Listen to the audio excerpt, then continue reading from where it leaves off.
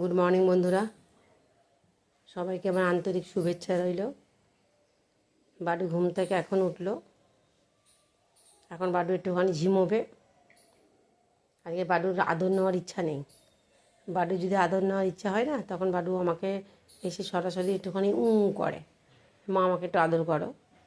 তাহলে বাডুর এই পাটাতে আবার একটুখানি সেই একটা ইনফেকশান হয় না, সেই বাইরে ঘুরে ঘুরে সে পায়ের নিচের হাঁজা টাইপের হয় না, এটা হয়েছে, একটু ব্যথা ব্যথা হয়েছে, লাল রঙের হয়েছে। এখন এখানে একটা ওষুধ দেওয়া দরকার আছে। দেখুন চাটছে, বারে পাটা খুব চাটছে। দেখি দুপুরবেলা ঘুমিয়ে পড়লে পরে আমি স্প্রেটা দিয়ে দেবো।